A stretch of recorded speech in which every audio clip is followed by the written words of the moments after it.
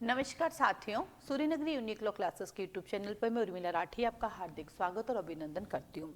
बात कर रहे हैं हम लोग जुडिशरी के एग्जाम की, और जब हम जुडिशरी के एग्जाम की बात करते हैं तो जुडिशरी में हायर जुडिशरी, लोअर जुडिशरी भी इंक्लूड होती है। साथ ही साथ आज मैं एक ऐसा सब्जेक्ट आपके सामने लेके आई हूँ जिसमें यह है कि how to study Indian evidence Act, how to learn Indian evidence Act, है ना, इसको लेकर चर्चा करेंगे। और साथ ही साथ सूर्यनगरी यूनिक लॉ क्लासेस में जैसे उर्मिला राठी आपके सामने खड़ी है, ये अपने ऑफलाइन ऑनलाइन क्लासेस में कैसे पढ़ाते हैं उसके बारे में चर्चा करेंगे, जिसके लिए आप हमारे फाउंडेशन बैच भी ज्वाइन कर सकते हैं। तो इस वीडियो के थ्रू एक लर्निंग होगी कि लॉ कैसे पढ़ना है, लॉ कैसे पढ़ा जाता है और हम लॉ कैसे पढ़ाते हैं। ठीक है, इसको लेकर आज हम चर्चा करेंगे।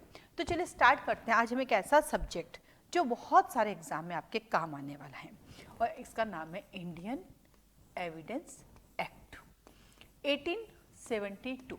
दिखने में बहुत छोटा है, ये देखा जाए तो बहुत कम इसके अंदर सेक्शंस हैं, लेकिन उसके बावजूद भी ये बहुत सारे नई नई चीज़ें लाके देता है आपके सामने, जो आपको लगता है अरे मैं इसको कैसे करूँ, मैं इसको कैसे समझूँ। ये जो इंडियन एविडेंस एक्ट है ये आपके काम आता है हायर जुडिशरी में, ये हायर जुडिशरी में भी काम आता है, ये आपके लोअर जुडिशरी में भी काम आता है, ये आपके एपीओ, एडीपीओ, है ना, इन एग्जाम में भी काम आता है। साथ ही साथ ये जो है आपके जेलों में भी काम आता है। तो एक ऐसा सब्जेक्ट है जो आपके हर वे में काम आएगा। राइट, आगे चलते हैं, इसकी बात करते हैं। तो इंडियन एविडेंस एक्ट में आज आपको कुछ सिखाऊंगी, कुछ समझाऊंगी, कुछ पढ़ाऊंगी, है ना, और अधिक जानकारी के लिए क्लास बुलाऊंगी, सारे काम करूंगी। तो सबसे पहले जल्दी से आप अपना इंडियन एविडेंस एक्ट का बैरेक्ट ओपन कर लीजिए। जब आप बैरेक्ट ओपन करेंगे तो इसके अंदर आप एक इंडेक्स देखेंगे जिसमें आप देख रहे हैं कि इंडियन एविडेंस एक्ट को कितने पार्ट में डिवाइड किया गया है।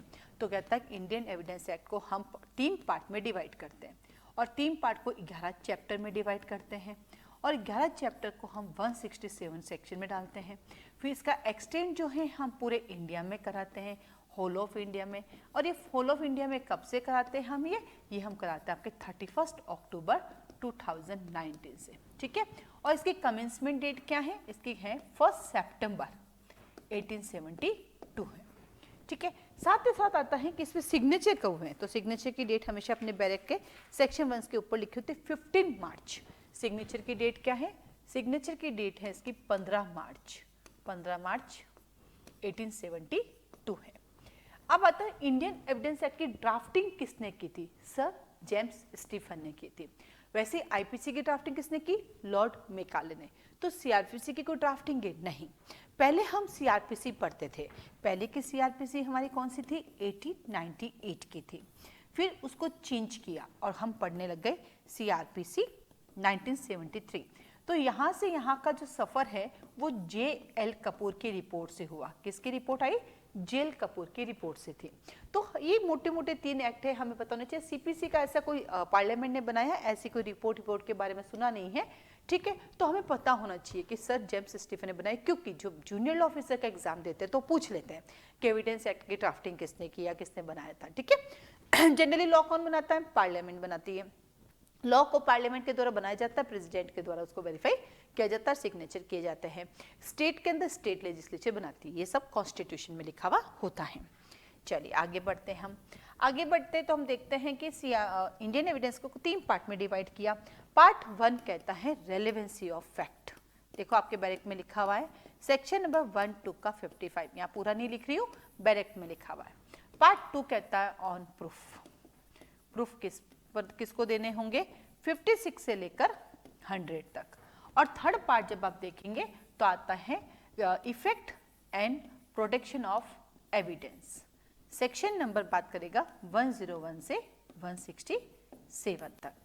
जब आप आगे बढ़ते हैं तो आप देखते हैं कि इंडियन एविडेंस एक्ट जो है आपके डिवाइडेड है चैप्टर्स में। इनको 2 चैप्टर में डिवाइड किया, 1 एंड 2 चैप्टर में। इसको भी डिवाइड किया अपन ने 3, 4, 5, 6। इसको भी डिवाइड किया अपन ने 7, 8, 9, 10, 11। यानी 3 पार्ट को 11 चैप्टर में डिवाइड किया। ठीक वैसे ही जैसे कि स्पेसिफिक रिलीफ एक्ट है, उसके भी 3 पार्ट हैं, और देन हमने उसको 8 चैप्टर में डिवाइड किया है। ठीक है, तो कहीं जगह देखते हैं पार्ट्स अलग अलग जगह आते रहते हैं। पहला पार्ट कहता है मैं तो प्रीलिमिनरी हूँ, सेक्शन नंबर 1 2 का 4 4 2 का 1 my name is Lakhan. Second आता है relevancy of facts, section number 5 से लेकर 55 तक। देन आता है आपके पास facts which need not to be prove, 56 से लेकर 56 से लेकर 58। देन हम देते हैं आपको ऑरल एविडेंस 59 से लेकर 60। फिर आता है आपके पास 5 कहता है डॉक्यूमेंट्री एविडेंस 61 से लेकर 90A, और 6 कहता है exclusion of oral by documentary evidence 91 से 100। तो मैं आपको बता दूं कि जो 6 नंबर है ये बड़ा काम का है। ये जो 6 नंबर है ये ओनली सिविल मैटर्स पे अप्लाई होता है, ये ओनली सिविल मैटर्स पे अप्लाई होता है, क्रिमिनल मैटर पे अप्लाई नहीं होता है। देन 7 कहता है बर्डन ऑफ प्रूफ किस पर है भाई, जो कहता है कोर्ट से कि मेरे पे भरोसा करो, बर्डन ऑफ प्रूफ उसी पर है। 111 से 114 है, क्या कहता है, जो कोर्ट से कहता है कि मेरी बात पे भरोसा करो, बर्डन ऑफ प्रूफ उस पर होता है। In a civil matter burden of proof किस पर होता है, सिविल मैटर के अंदर जो है प्लेंटिफ पर होता है, और इन क्रिमिनल मैटर प्रोसिक्यूशन पर होता है। पर एक्सेप्शन सभी जगह है, जैसे सेक्शन 105 जो है हमेशा बर्डन ऑफ प्रूफ अक्यूज्ड पर होता है। तो बर्डन ऑफ प्रूफ की अपनी अपनी कहानियां हैं, अलग अलग वे में ये चलता है। देन आता है चैप्टर नंबर 8 एस्टोपल, किसकी बात करता है, एस्टोपल की। कहां से कहां तक, 115 से लेके 117 तक। अब ये एस्टोपल और कहां पढ़ने को मिलता है आपको, एस्टोपल पता है आपको, ये आपको पढ़ने को मिलता है टीपी एक्ट में भी। टीपी एक्ट में कहां पढ़ने को मिलता है, सेक्शन नंबर 52 में। पता है एस्टोपल जैसी नेचर है ना आपको पार्टनरशिप एक्ट में भी मिलती है, और पार्टनरशिप एक्ट में कहां मिलती है पता है आपको, पार्टनरशिप एक्ट सेक्शन नंबर 28 में। तो बहुत सारे स्टेट पे पार्टनरशिप भी आती है, तो उनको भी ये बात पता होनी चाहिए। फिर आता आपके पास एस्टोपल। हाँ, आपको ये बात पता है कि पूरा Indian evidence act is a procedure law, but ये जो एस्टोपल है that is called substantive law. ये कैसा लॉ है आपका, सब्सटेंटिव लॉ है, ये सब्सटेंटिव लॉ है, इसको बोलते हैं हम सारवान विधि। तो हमारे पास दो तरह के लॉ होता है, एक होता है प्रोसीजर, एक होता है सब्सटेंटिव। तो प्री का क्वेश्चन जब पूछते हैं इंडियन एविडेंस एक्ट एक कैसा लॉ है, तो आप बोलना इंडियन एविडेंस एक्ट एक प्रोसीजर लॉ है। और क्या बोलेंगे मिक्स्ड है, नहीं, सिर्फ प्रोसीजर लॉ काउंट होता है, इसका सिर्फ एक पार्ट है, वो अपना सब्सटेंटिव पार्ट है, ठीक है। द 9 कहता है विटनेसेस को बुला लो जल्दी से, क्योंकि एक बार जो कह देते हो कभी हटता नहीं, तो हमने विटनेसेस को बुलाया। सेक्शन नंबर कहां से कहां तक, 118 से लेकर 134 तक। 134 भी बड़ा काम का है, एक मैटर में कितने विटनेस चाहिए, कितने भी हो सकते हैं, क्योंकि विटनेसेस की वेटेज देखा जाता है, उनकी काउंटिंग नहीं देखी जाती। 10 कहता है अब विटनेसेस आए उनकी एग्जामिनेशन कर लेते हैं, 135 से लेकर 166 तक। और जब एग्जामिनेशन की तो कुछ प्रॉपर थे, कुछ इम्प्रॉपर थे, तो जो प्रॉपर एविडेंस थे उनका एडमिशन किया, जो इम्प्रॉपर थे उनका रिजेक्शन। तो कहते हैं rejection and admission of evidence. ऐसे करके आपका ये डायग्राम यानी चार्ट तैयार हो गया। ये चार्ट मेरे पास एक बना हुआ भी है, मैं आपको बताती हूँ, ठीक है। एक सुंदर सा हमने पहले भी बना रखा है तो क्योंकि रूटीन में जब क्लास लेते हैं ना तो उसमें बना देते हैं हम लोग। अभी तो आपको बताना था, तो एक बार मुझे शॉर्ट में बनाना था इसको, इसलिए मैंने इसको बनाया। एक्चुअली आपका ये आपको इस तरह से बनाना है।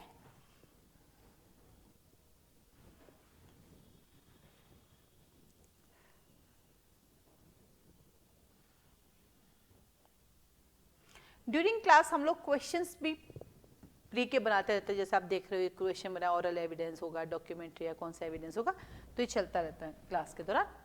तो ये आपको इस तरह से पूरा डायग्राम आपको बनाना है, क्योंकि अभी मैंने आपको पढ़ाते हैं शॉर्ट में बनाया, तो इस तरह से जब हम लोग अपने क्लास में पढ़ाते हैं तो पूरा ऐसे डायग्राम पूरा कंप्लीट बना के और फिर हम उसको कंटिन्यू आगे चलाते हैं।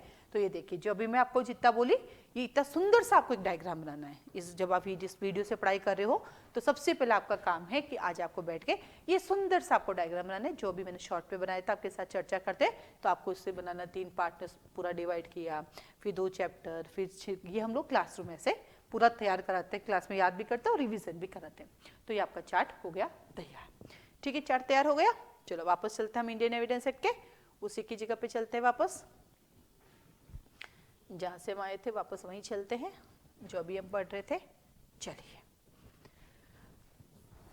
हाँ जी, तो क्या देखा अपन ने देखा कि इंडियन एविडेंस के 3 पार्ट हैं, एक प्रोसीजर लॉ है, ठीक है, और उसके साथ ही हमने इन पार्ट को कंप्लीट किया। तो सबसे पहले जब भी आपको एविडेंस एक्ट पढ़ना है उसके चैप्टराइजेशन आपको याद करना है। यहाँ से एग्जाम में पूछ भी सकते नहीं भी, लेकिन जब आपको कोई चीज़ याद करनी तो आपको पहले उसका बेस तो क्लियर करना है, वो करना है। आगे चलते हैं, अपना बैरक खोलेंगे, सेक्शन नंबर 1 की तरफ चलेंगे।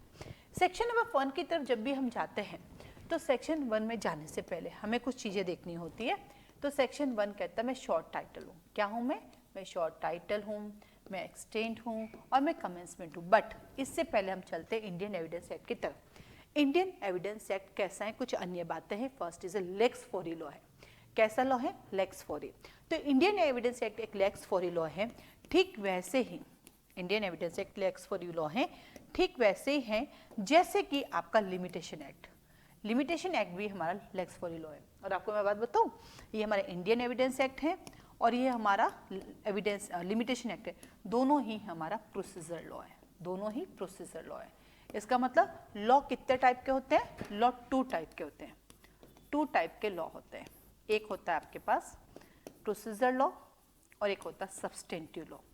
प्रोसीजर लॉ में इंडियन एविडेंस एक्ट आता है, सीआरपीसी आती है, सीपीसी आती है, लिमिटेशन आता है, एसआरए आता है। इतने सारे हमारे पास प्रोसीजर लॉ होते हैं। सब्सटेंटिव लॉ बाकी सारे के सारे हमारे कैसे लॉ होते हैं? सब्सटेंटिव लॉ होते हैं। ठीक है, तो यहाँ पे आपके लेक्स फोरी लॉ है। फिर आपके पास अगला क्वेश्चन आता है जो इंटरव्यू में भी पूछते हैं कि गोल्डन रूल, क्या गोल्डन रूल है इंडियन एविडेंस एक्ट के? तो आप कहेंगे इंडियन एविडेंस एक्ट के 3 गोल्डन रूल है। फर्स्ट कहता है बेस्ट एविडेंस प्रोड्यूस किया जाना चाहिए, सर्वोत्तम साक्ष्य पेश किया जाना चाहिए। सेकंड कहता है डायरेक्ट एविडेंस होना चाहिए, यानी जो भी एविडेंस होंगे वो डायरेक्ट होंगे। It's mean exclusion of hearsay evidence, it's mean अनुश्रुत साक्ष्यों का अपवर्जन किया जाता है। और थर्ड वन जो है वो ये कहता है कि जो भी आप फैक्ट प्रोड्यूस करेंगे वो हमेशा फैक्ट इन इश्यूज से बात होनी चाहिए। तो क्या कहा? विवादक तथ्यों से संबंधित तथ्यों की बात की जाएगी। तो थर्ड कहता है कि जो भी फैक्ट आप पेश करेंगे वो फैक्ट इन इश्यूज से कनेक्टेड या रेलेवेंट होने चाहिए, तभी वो एडमिशेबल होगा, अन्यथा नहीं। तो 3 गोल्डन रूल है। पहला कहता है बेस्ट एविडेंस होना चाहिए, सेकंड कहता है एक्सक्लूजन ऑफ हियरसे एविडेंस, तीसरा कहता है जो भी फैक्ट है कनेक्टेड होने चाहिए आपके फैक्ट इन इश्यूज से। That is called golden rule of Indian evidence act. चलिए आगे बढ़ते हैं। तो इंडियन एविडेंस एक्ट सब प्रोसीजर लॉ है फॉर प्री एग्जाम। इसका एक पार्ट है जो हमारा एस्टोपल की बात करता है, सब्सटेंटिव लॉ की बात करता है। ठीक है, अब इसी के साथ मैंने आपका कहा exclusion of hearsay evidence, right. तो आइए मैं आपसे 3 क्वेश्चन पूछती हूँ, तीनों के आंसर आपको देना है। फर्स्ट क्वेश्चन आता है, न्यूज़पेपर में जो न्यूज़ आती है उसकी नेचर कैसी है? उसकी नेचर कैसी है? ए, वो ऑरल एविडेंस है, बी, वो डॉक्यूमेंट्री एविडेंस है, सी, वो सर्कमस्टेंशियल एविडेंस है, डी, वो रिटन एविडेंस है। तो पहला क्वेश्चन आता है कि अखबार में जो खबर आती है वो खबर कैसी एविडेंस है? पहला ऑरल है, दूसरा डॉक्यूमेंट्री है, तीसरा सर्कमस्टेंशियल है, चौथा रिटन है। फिर आता है दूसरा क्वेश्चन आपके पास न्यूज़पेपर में जो न्यूज़ आती है वो कैसी एविडेंस है? फिर से यही क्वेश्चन। ऑप्शन नंबर ए आती है आपके पास वो डॉक्यूमेंट्री है, बी आता है वो प्राइमरी एविडेंस है, सी आता है वो सेकेंडरी एविडेंस है और डी आता है वो हियरसे एविडेंस है। हियरसे एविडेंस है। तो सेकंड क्वेश्चन आता है अखबार में जो खबर आती है वो कैसा एविडेंस है? ठीक है।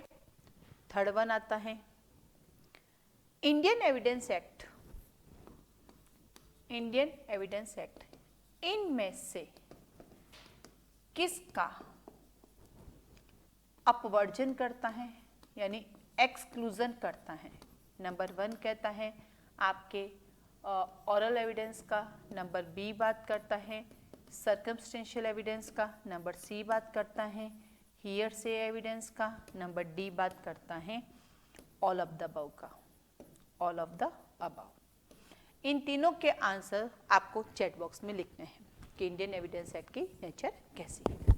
ठीक है। तो ड्यूरिंग क्लास हम लोग जहाँ से भी क्वेश्चंस बनते हैं वो क्वेश्चन भी पुटअप करते रहते हैं ताकि प्रैक्टिस होती रहे। हालांकि संडे जो पेपर है उसका भी हम यहीं पर सॉल्यूशन कराते हैं, वो भी मैं आपको बताऊंगी लास्ट में, ठीक है। चलिए, तो ये था इंडियन एविडेंस एक्ट के कुछ एक्स्ट्रा बातें। अब चलते हैं वापस अपने चैप्टर नंबर 1 की तरफ। चैप्टर नंबर 1 कहता है सेक्शन नंबर 1-2 का फॉर्म, प्रीलिमिनरी। किसकी बात करता है? प्रीलिमिनरी की, प्रारंभिक की। कितने सेक्शन है बेटा इसके अंदर? 4 सेक्शन है। सेक्शन नंबर 1 कहता है मैं शॉर्ट टाइटल हूं, कमेंसमेंट हूं, एक्सटेंड हूं। सेक्शन नंबर 2 कहता है मैं तो रिपील हो गया, और आजकल तो रिपील वाले सेक्शंस भी पूछे जा सकते हैं। तो कब रिपील हुआ? मैं 1938 में, 1938 में, बिल्कुल सही बोला मैंने, 1938 में। सेक्शन 3 कहता है मैं इंटरप्रिटेशन हूँ। क्या हूँ मैं? इंटरप्रिटेशन हूँ। सेक्शन नंबर 3 है जिसके अंदर 1 2 3 4 लगे भी नहीं है, वो अपन लगाते हैं। जैसे 3 में सबसे पहले मैं कोर्ट जाती हूँ, तो ये आ गया मेरा कोर्ट। कोर्ट में मैं फैक्ट ले जाती हूँ, मैं लेके आ गई फैक्ट। फैक्ट कैसा है मेरा? रेलेवेंट फैक्ट है। दूसरा फैक्ट कैसा है मेरा? फैक्ट इन इशू है। इसको कैसे पेश किया कोर्ट में? डॉक्यूमेंट के रूप में। डॉक्यूमेंट को आपने क्या बनाया? मेरा एविडेंस बनाया। एविडेंस को मैंने क्या किया? प्रूव, डिसप्रूव और नॉट प्रूव। 6 7 8 9 और ये सब मैंने कहाँ किया? 10 इंडिया में। तो वहाँ पे नंबरिंग नहीं है, पर अपन ने 1 से 2, 2 से 3, 3 से 3 करते करते अपन उसकी नंबरिंग के साथ उसको बाहर निकाला, ठीक है। और देन सेक्शन 4 कहता है मैं प्रिजम्पशन हूँ। 4 कहता है मैं प्रिजम्पशन हूँ। कैसी प्रिजम्पशन? अभी मैं इसकी डिटेल आपको बताती हूँ, ठीक है। तो सबसे पहले हम चलते हैं सेक्शन 1 की तरफ। सेक्शन 1 को जब भी पढ़ना है तो शॉर्ट टाइटल सिंपल है, इंडियन एविडेंस एक्ट है। एक्सटेंड पूरे एक्सटेंड होल ऑफ इंडिया में हो गया अब हमारा, ठीक है। और तीसरा 1 सितंबर को आया। यहाँ तक तो कोई दिक्कत नहीं है। दिक्कत आती है इसके आगे, दिक्कत आती है इसके आगे, और ये है कि इंडियन एविडेंस एक्ट कहाँ अप्लाई होता है, कहाँ अप्लाई नहीं होता है। तो सेक्शन 1 को जब भी पढ़ना है बेटा उसको 2 पार्ट में डिवाइड करना है। सेक्शन 1 को जब भी पढ़ोगे उसको 2 भागों में डिवाइड करना है। कहाँ अप्लाई होता है? देखो एक्सटेंड वर्ड जो था वो होल ऑफ इंडिया हो गया। अब सवाल अप्लाई का हो रहा है, कहाँ अप्लाई होता है, कहाँ नहीं। कहाँ अप्लाई होता है, कहाँ नहीं होता है, ठीक है। कहाँ अप्लाई होता है? तो आप कहेंगे ये जुडिशियल प्रोसीडिंग पे, जुडिशियल प्रोसीडिंग। और जुडिशियल प्रोसीडिंग कहाँ पढ़ते हैं अपन? CRPC सेक्शन नंबर 2I, न्यायिक कार्रवाई में आई, न्यायिक कार्रवाई याद करवा रखा है, तो जुडिशियल प्रोसीडिंग पे अप्लाई होता है। और मार्शल लॉ पे भी अप्लाई होता है। यहाँ पे देखो मार्शल लॉ वर्ड यूज किया गया है, देखो मेरे पे लिखा हुआ है civil courts is include other than the court martial, है ना। तो कोर्ट मार्शल अब इसमें 2 है। अगर कोर्ट मार्शल के खुद के लॉज बने हुए हैं तो फिर उनके लॉ अप्लाई होंगे, और जहां उनके लॉ साइलेंट है वहां ये अप्लाई होगा। तो देखा जाए तो सीधा सट हमारे इंडियन एविडेंस जुडिशियल प्रोसीडिंग पे। कहाँ अप्लाई नहीं होते हैं? ये एफिडेविट पे अप्लाई नहीं होते हैं। नंबर 2 ये आर्बिट्रेटर्स की प्रोसीडिंग पे, और ये आर्मी नेवी के एक्ट पे नहीं होते हैं। यहाँ पे देखो एफिडेविट वर्ड लिखा है, हिंदी वालों देखो यहाँ पे क्या वर्ड लिखा है? शपथ पत्र।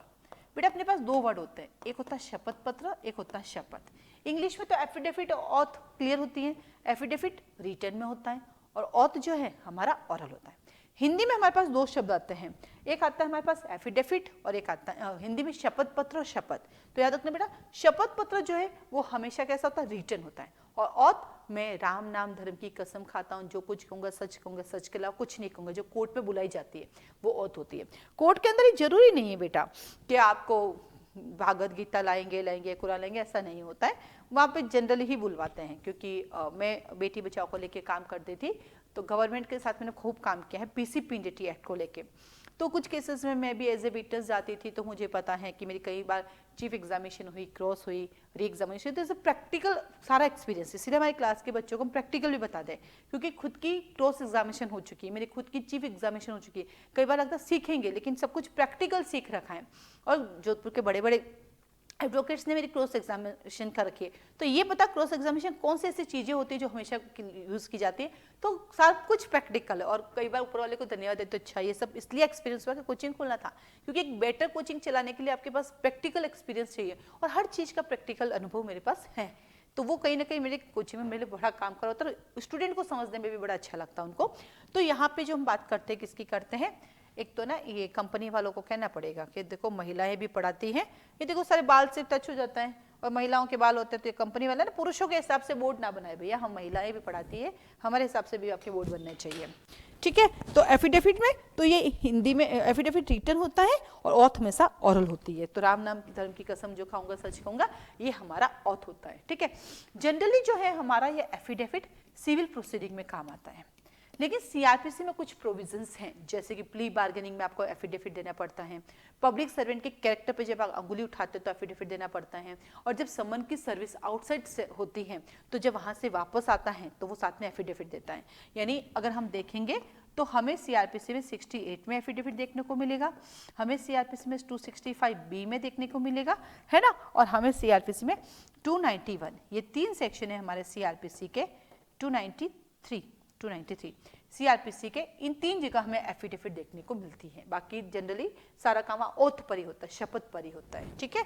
तो सेक्शन 1 कहता है मैं शॉर्ट टाइटल हूँ, मैं एक्सटेंट हूँ, मैं कमेंसमेंट हूँ। यहीं से प्री का क्वेश्चन आता है कि मैं कहाँ अप्लाई होता हूँ और मैं कहाँ अप्लाई नहीं होता हूँ। तो सेक्शन 1 बड़ा काम का है आपका, इसको वेरी इंपॉर्टेंट लिखिए और इसको आपको याद करना है।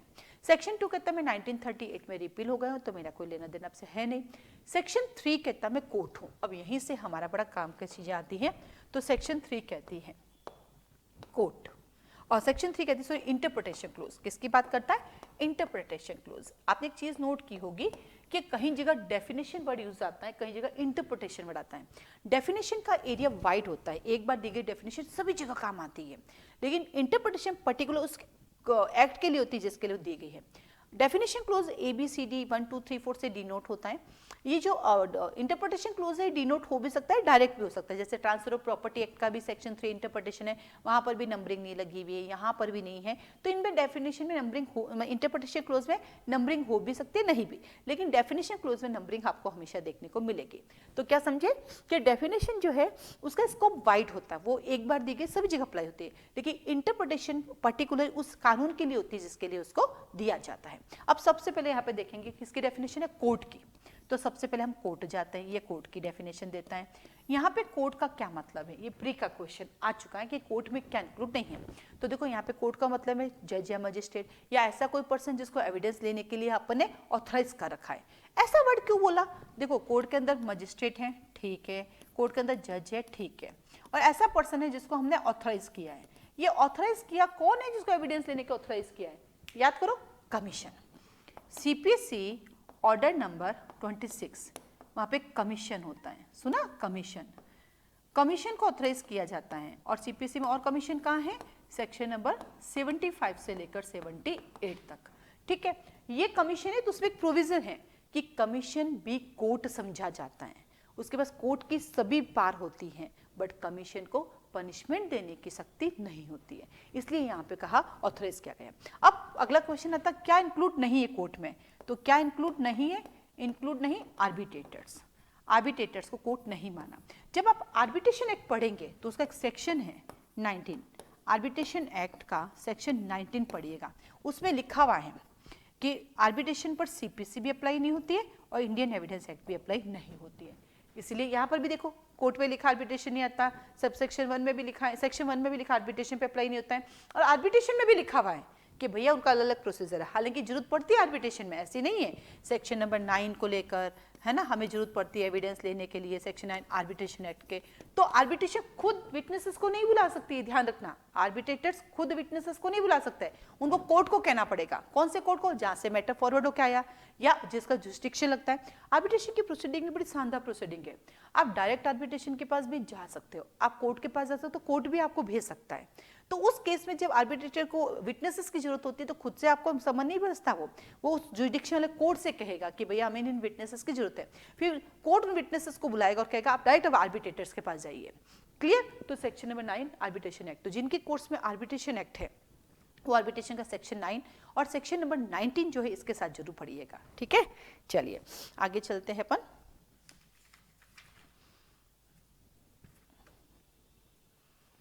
हाँ जी आगे चले। तो ये आ गया आपके पास आर्बिट्रेशन। तो कोर्ट का क्या है, कोर्ट में क्या इंक्लूड है, क्या इंक्लूड है, यही हमारा प्री का क्वेश्चन है कि कोर्ट में क्या इंक्लूड है और क्या इंक्लूड नहीं है। अब चलते हैं आगे, कोर्ट के बाद हमारे पास दूसरा आता है, कोर्ट के बाद कोर्ट में क्या लेके जाएंगे हम, फैक्ट। तो सेकंड डेफिनेशन हमारी कहती है फैक्ट। जब भी फैक्ट पढ़ते हो तो आप जब भी कॉलेज में थे तो ये आपको याद है, कोई भी वस्तु, वस्तु की अवस्था, वस्तुओं के दशा जो इंद्रिय द्वारा बोधगम्य है, और कोई ऐसी मानसिक दशा और ऐसी कोई दशा जिसके भान हमें मानसिक रूप से हो जाता है। सेकंड कहता है मानसिक दशा जिसका भान किसी व्यक्ति को हो जाता है, सॉरी ना। तो क्या कहता है कि अक्सर लोग कहते हैं मेरा सिक्स सेंस बहुत अच्छा है, कहते हैं ना लोग मेरा सिक्स सेंस बहुत अच्छा है। तो सिक्स सेंस क्या, 5 ही तो होते हैं, देख सकता हूँ, सुन सकता हूँ, टेस्ट कर सकता हूँ, स्पर्श कर सकता हूँ, सुन सकता हूँ, 5 ही, छठा अंदर से आ जाता है, this is my six sense. कहते हैं ना अक्सर कि मैं तो जो सोचती हूँ वो हो जाता है, मैं कहती हूँ हे भगवान लाइट चली जा, लाइट चली जाती है, मैं कहती हूँ हे भगवान लाइट आ जा, लाइट आ जाती है। तो कभी ऐसा क्यों नहीं कहते हे भगवान मुझे जज बना दो, फिर जज क्यों नहीं बन जाते हैं। तो ऐसा भी होना चाहिए जीवन के अंदर कि हमने जो मांगा वो मिल जाए, है ना, ऐसा मिलता नहीं है, मिल जाए तो मजा आ जाए।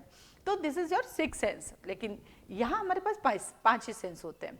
तो तथ्य 2 तरह के होते हैं, एक होता फिजिकल जो दिखाई देता है, और एक होता मेंटल जो महसूस किया जाता है। तो आगे आपके पास फिजिकल और मेंटल, एक होता शारीरिक और एक होता मानसिक। चलो यहाँ तक तो ठीक है। तो ये दोनों आपके सामने आ गए। और मानसिक दशा का मतलब जैसे आपके सामने कोई बंदा एविडेंस देने आ रहा है, उसके हाव भाव देख के आप समझ जाते हो कुछ छुपा रहा है, या उसको पसीना पसीना आ रहा है, या वो बात आपसे कर रहा है पर उसकी नजरें कहीं और हैं, तो उसको देख के हम फील कर सकते हैं कि शायद ये कुछ छुपा रहा है। वहीं से हम अनुमान लगा सकते हैं तथ्य के बारे में, कुछ तो है बात इसमें।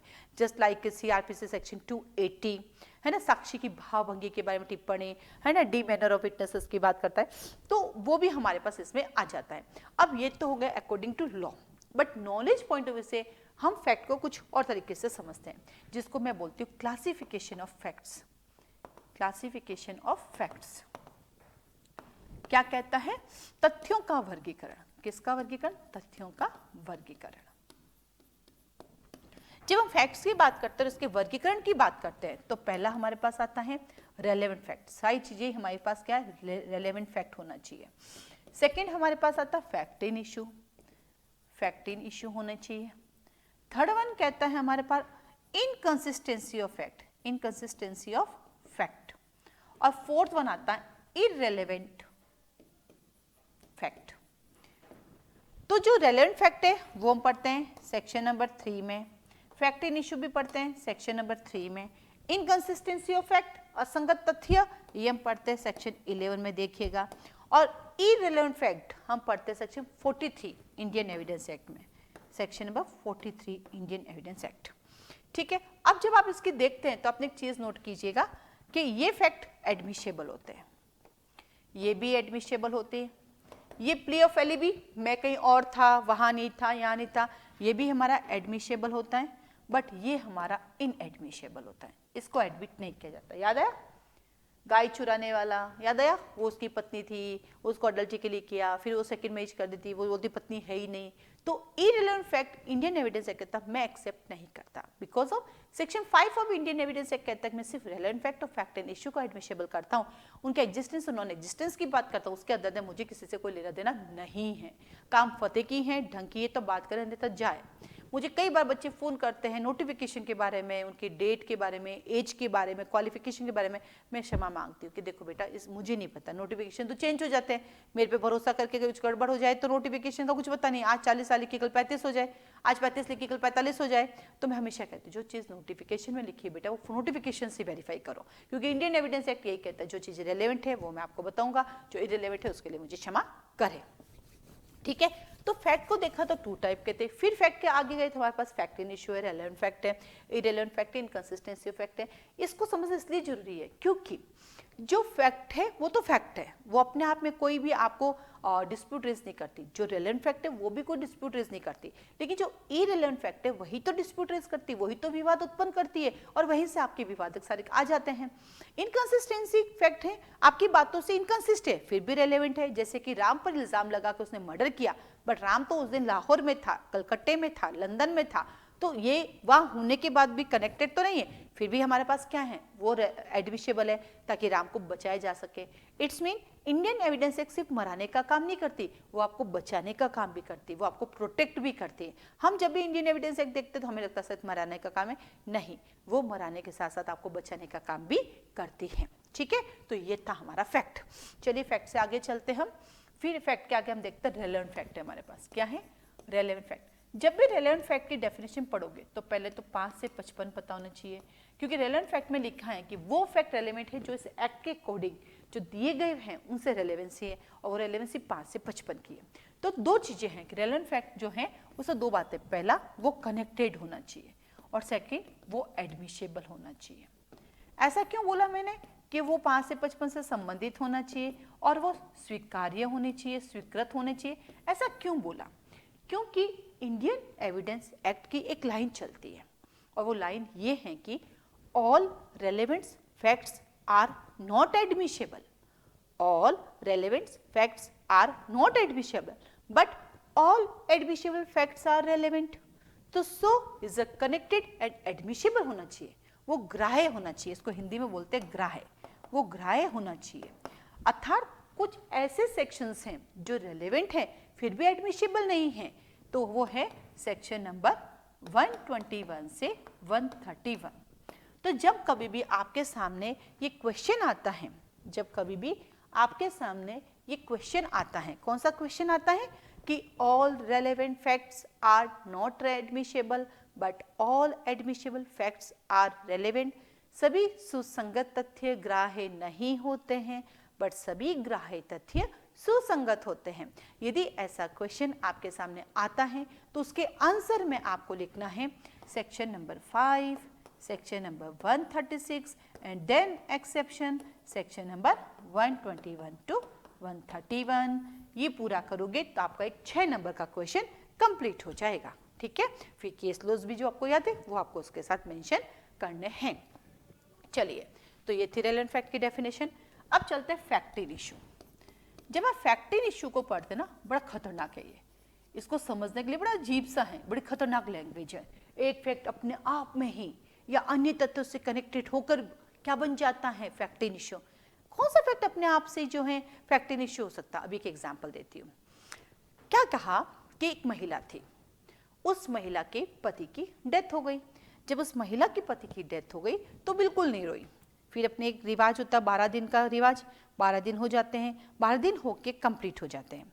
कंप्लीट हो जाने पर क्या रहता है, तो 12 दिन जब उसके कंप्लीट हो गए तो उसके वो रोई नहीं, मतलब उस 12 डेज में उसका रोना धोना कुछ भी नहीं था। ठीक है, तो सबके लिए सरप्राइज था कि यार ऐसी कोई महिला हो सकती है क्या, ऐसी कोई महिला हो सकती है क्या कि जिसके पति की डेथ हो गई और उसको रोना धोना कुछ भी नहीं हो रहा है।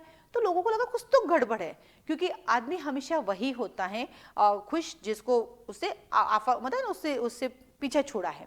तो उन्होंने कहा कि अब क्या, कुछ तो गड़बड़ हुई है। तो वो रोई नहीं, इसका मतलब कि उसका खुद का ही न रोना उसी के अगेंस्ट हो गया। तो फैक्ट अपने आप में क्या बन गया, फैक्ट इशू, कि शायद इसी ने तो अपने पति को नहीं मारा, कहीं इसी ने तो अपने पति का मर्डर नहीं किया, और बाद में पता चला यस उसने ही अपने पति को मारा। तो एक फैक्ट अपने आप में भी फैक्ट इशू हो सकता है, किसी और से कनेक्टेड होने की जरूरत भी नहीं पड़ी। ठीक है, केस का नाम है Kanuri Devi versus state of Rajasthan. ये केस कहाँ का है, ये case Kanuri Devi versus state of Rajasthan का है, जिसमें कहा कि एक फैक्ट अपने आप में भी डिस्प्यूट हो सकता है और अन्य फैक्ट से भी जुड़ कर हो सकता है।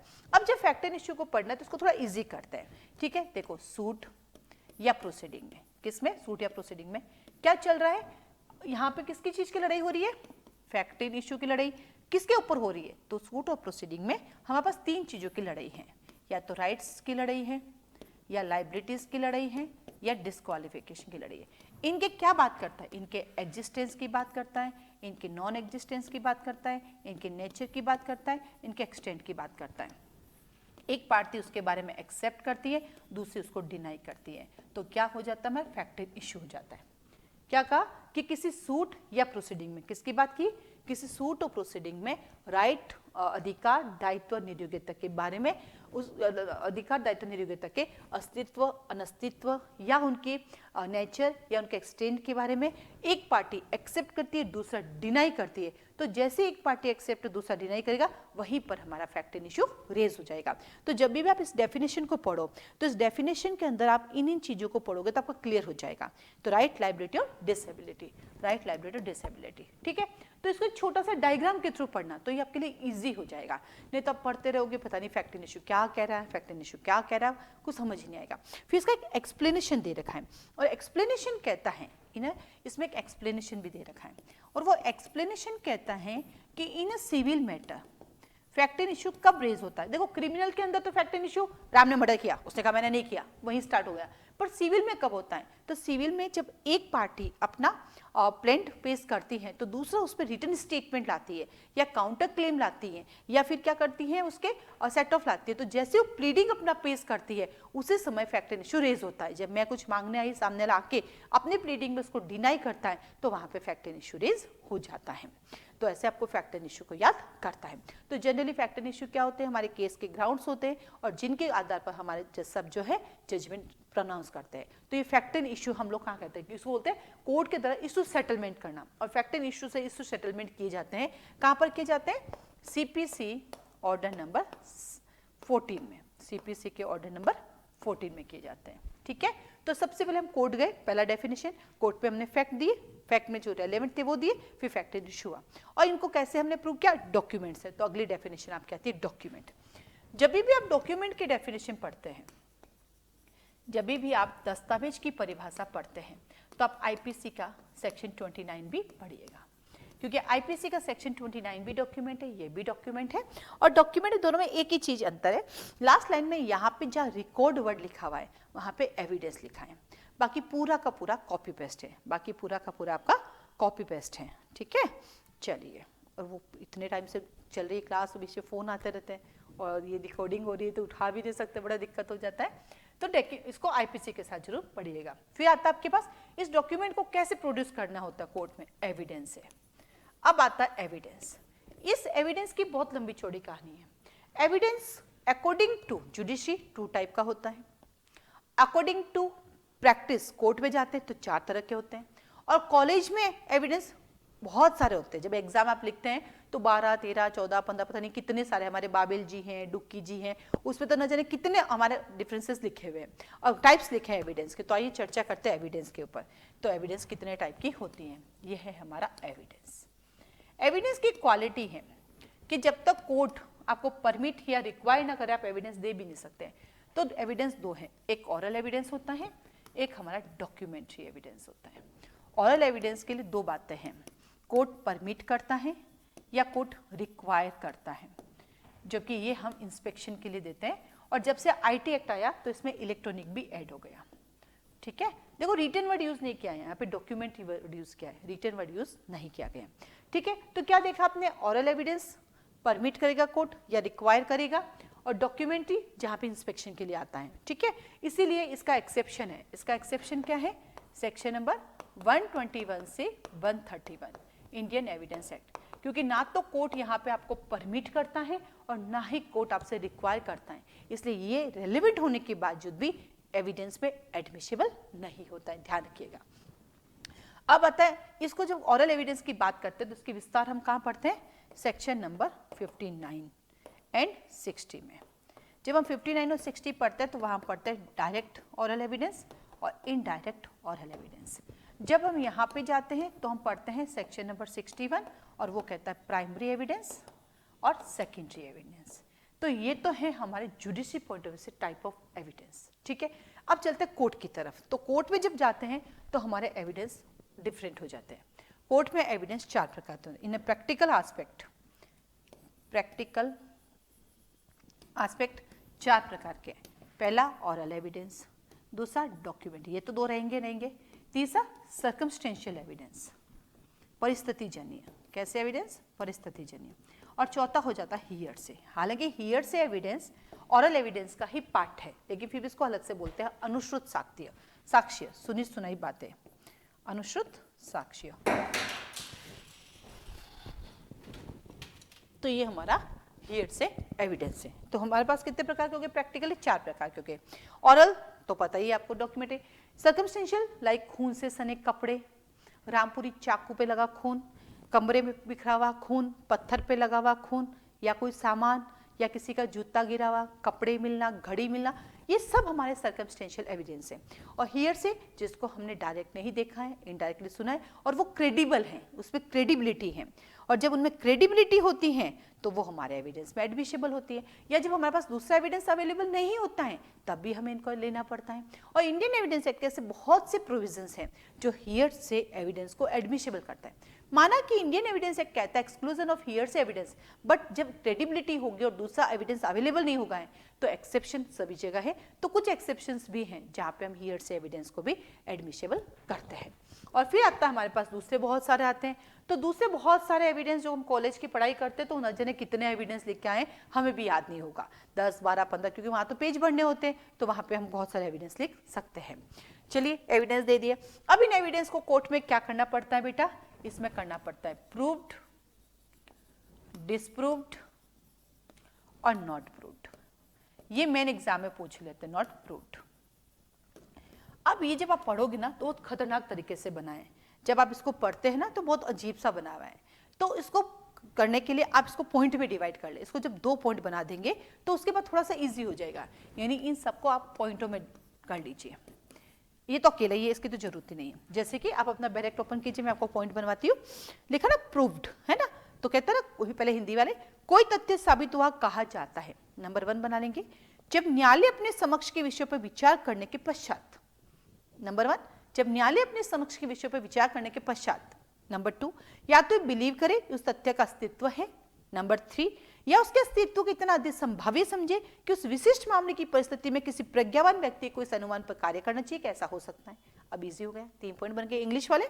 अ fact is said to proved when, number 1, after considering the matters before it. Number 2, the court either believes it to exist. Number 3, consider its existence to probable that a prudent man ought, under the circumstances of the particular case, so act upon the supposition that it exists.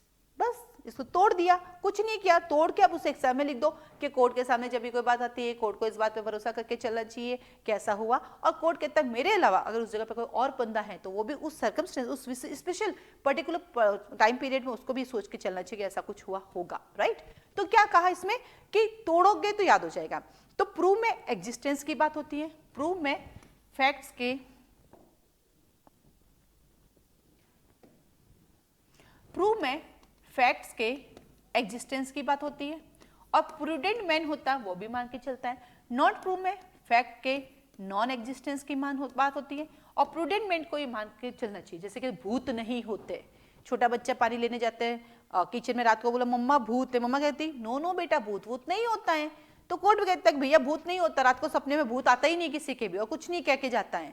तो कहता है ऐसा कुछ नहीं है। कई बार होता ना कि मुझे सपने में आए हैं कि तुम 10 लोगों का मर्डर करोगे तो तुम्हें 10 करोड़ रुपए मिल जाएंगे, इसलिए मैंने मर्डर कर दिया। कोर्ट ने कहा ये कौन सा सपना है भाई, सपने में कौन आके कहता है इज नॉट एग्जिस्टेंस, आपने मर्डर किया दैट इज अ मर्डर, है ना, कोई एक्सेप्शन नहीं मिलेगा आपको।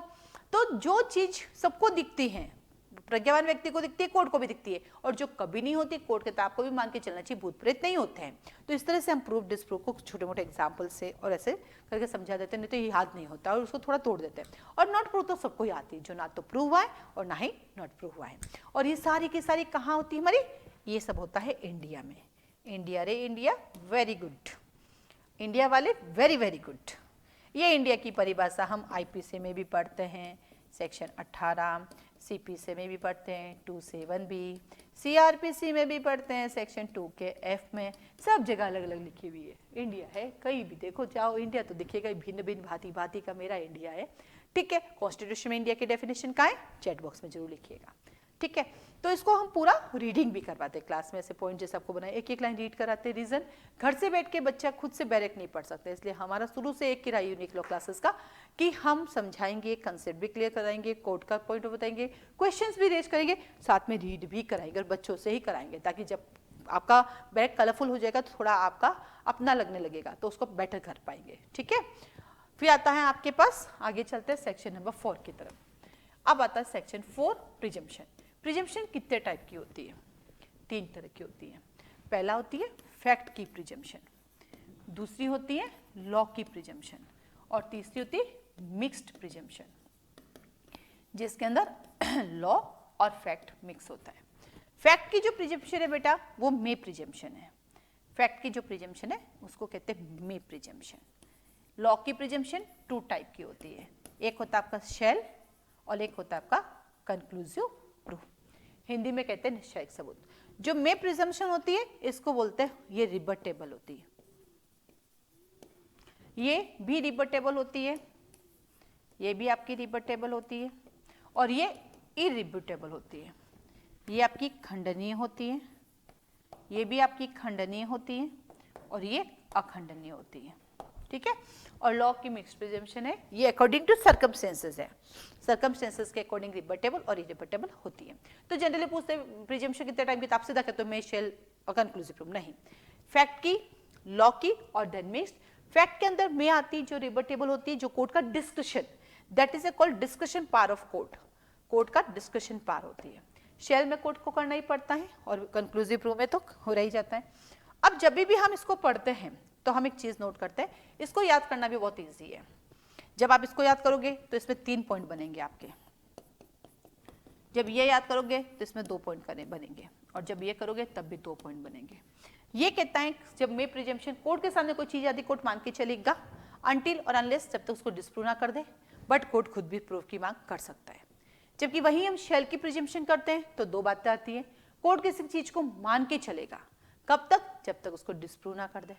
और थर्ड वन कहता है कंक्लूसिव प्रूफ, जब एक फैक्ट दूसरे फैक्ट पर डिपेंड है तो जैसे दूसरा प्रूफ हो जाएगा पहला अपने आप में कंप्लीट हो जाएगा। इसका बेस्ट एग्जांपल है विल। क्या कहता है कि विल को जब प्रोबेट बना देते हैं तो सारी कहानी खत्म हो जाती है, और बंदा जब मर जाता है, आप उसका डेथ सर्टिफिकेट दे देते हो तो विल अपने आप में कंक्लूसिव हो जाती है, राइट।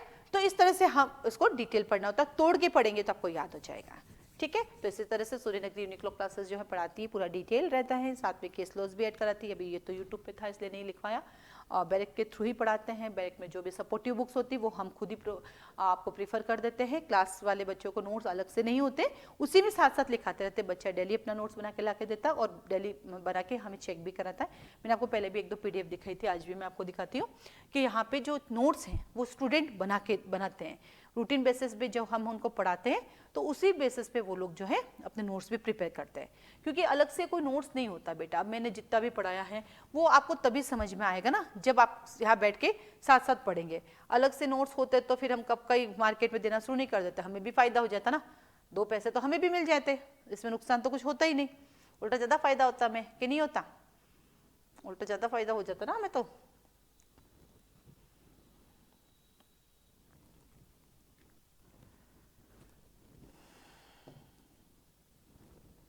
आपको बताते हैं नोट्स कैसे बनाते हैं। इससे पहले भी हमने आपको वैसे बता रखा है कि नोट्स कैसे बनाते हैं।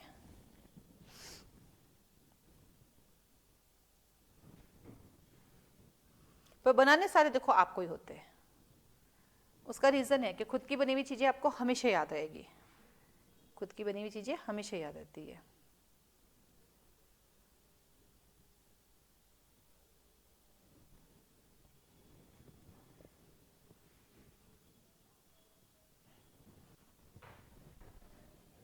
ये देखो, तो ये आपको बनाना है, जितना मैंने पढ़ाया, जितनी भी चीजें ऐड कराई है उसके साथ साथ ऐड करते हुए आपको खुद को नोट्स बनाने होते हैं।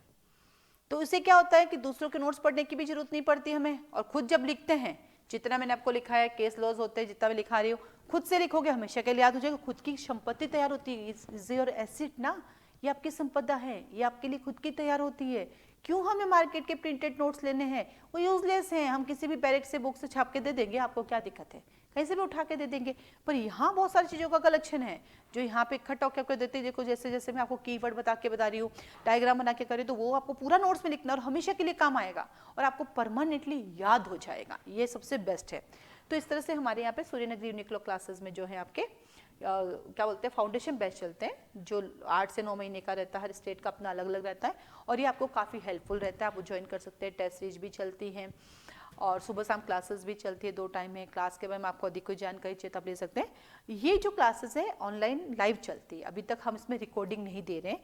फ्यूचर में कभी हुआ तो हम सोचेंगे इसके बारे में, फिलहाल कोई अलग से रिकॉर्डिंग नहीं है।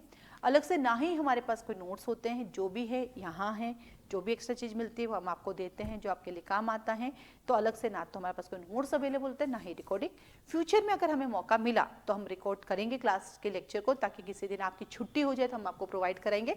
अलग से हम केवल रिकॉर्डिंग बेचने का अभी तक सोचा नहीं, कभी भविष्य में कुछ भी हुआ तो हम सब करेंगे। फिलहाल ऑनलाइन क्लासेस लाइव चलती है, इसके पीछे सबसे बड़ा ऑब्जेक्ट है आप रेगुलर क्लास में रहें। और हाँ, हर सैटरडे को जो हम लोग पेपर सॉल्व करते हैं वो भी मैं आपको बता देती हूँ कि अभी हर सैटरडे को हमारा जो पेपर सॉल्व है वो लाइव पेपर सॉल्व होता है।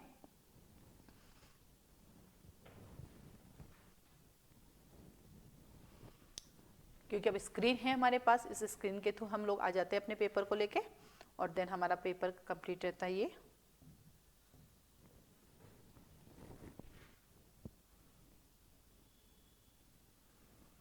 इससे क्या होता है, क्लास में पेपर सॉल्व हो जाता है ना तो बच्चा कर लेता है, नहीं तो क्या घर पे कर लूँगा, बाद में कर लूँगा, फिर बाद में बच्चा करता नहीं है। तो ऐसे करके हम लोग साथ साथ पेपर भी करवाते रहते हैं। और मेन का पेपर जैसे ही प्री का है इसी पे सॉर्ट करते हैं तो कई बार तो पूरा याद ही हो जाता है क्लास में पेपर के सारे।